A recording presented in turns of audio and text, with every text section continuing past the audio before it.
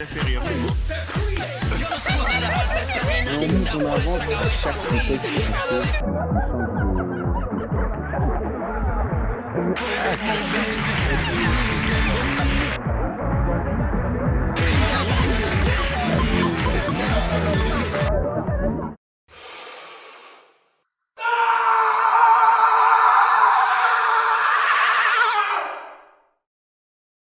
Dans un monde ultra connecté, où il faut bouger, s'activer et s'améliorer constamment, l'homme a perdu le goût de ne rien faire. Son cerveau est trop habitué à être stimulé sans cesse. Avant, quand on attendait le bus, on se contentait d'attendre le bus. Maintenant, on sort son téléphone pour aller scroller sur Instagram ou Twitter. Une fille m'a expliqué que pendant ses rendez-vous amoureux, elle sortait son téléphone pour éviter de rendre les moments de blanc moins malaisants, et qu'elle faisait la même chose avec ses amis. Cette fille s'enferme dans la virtualité de son téléphone pour être rassurée. L'excuse de cette fille face à ma non-compréhension était « oui, mais c'est comme ça en 2020, il faudra t'y faire ». Généralement, les personnes qui répondent de cette façon à une problématique n'ont pas le niveau de connaissance nécessaire pour répondre autre chose. Pour répondre quelque chose de plus intelligent et de moins sophistique. Ce genre de personnes préfèrent juste répondre quelque chose au lieu d'admettre leurs problèmes et de dire « oui, c'est pas normal, mais je vais continuer malgré tout car je suis faible et aliéné ».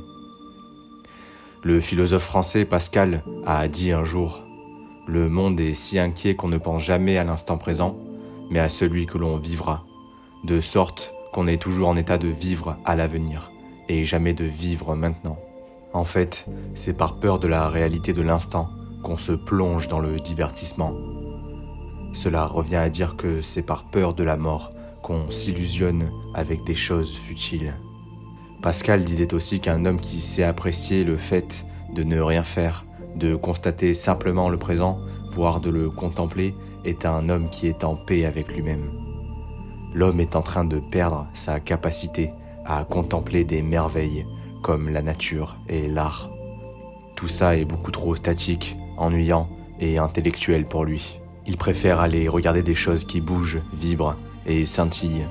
Il a besoin d'hyperactivité, comme s'il s'auto-hypnotisait avec un pendule pour s'endormir ou échapper à la réalité. On nous fait croire que c'est la faute des réseaux sociaux si l'on est de plus en plus addict aux écrans, comme le montre le documentaire Netflix Le Dilemme social. Mais en fait, ce genre de réseaux sociaux ne sont pas à blâmer. C'est la manière de les consommer qui n'est pas bonne. Le problème, c'est bel et bien le consommateur. Par faiblesse, le consommateur préfère rejeter la faute sur une multinationale, un peu comme si un obèse accuserait McDonald's de l'avoir rendu gros, mais c'est absurde. Il faut se mettre à l'esprit qu'une société capitaliste moderne est une structure qui comporte des qualités comme l'avancement technologique, le progrès médical, la diversification de la culture, etc., mais comporte aussi des dérives et des mauvais côtés, comme par exemple la surconsommation, la possibilité de faire faillite et de tout perdre. On ne peut pas vouloir les bons côtés et rejeter les mauvais côtés, car ils ne peuvent exister l'un sans l'autre. Il est absurde de demander au système capitaliste actuel de changer comme on le voudrait. Contrairement au communisme, le capitalisme se base sur l'individu et non le groupe. Il faut par conséquent se changer soi-même pour espérer constater un changement, donc une amélioration individuelle. Ce n'est qu'individuellement que l'on pourra changer nos vies dans une économie individualiste.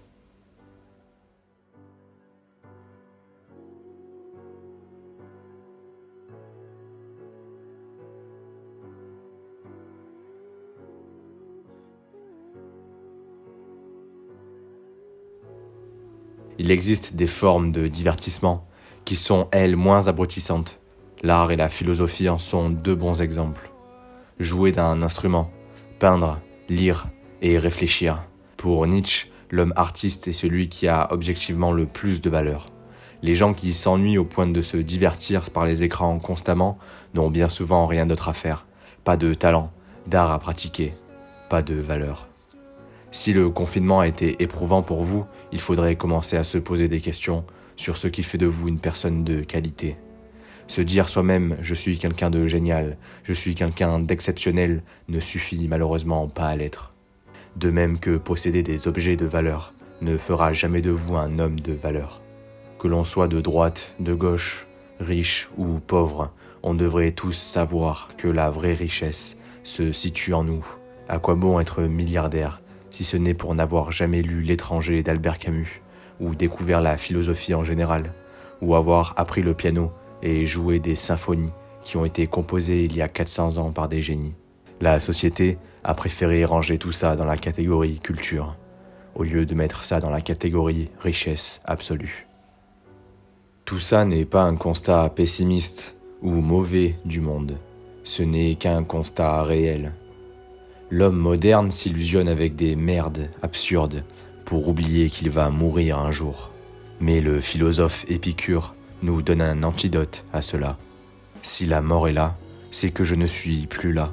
Il m'est donc impossible de la rencontrer. La sagesse consiste donc à acquérir de la distance à l'égard de l'idée de la mort. À force de poser son cerveau, il n'y aura au bout d'un moment plus rien à poser.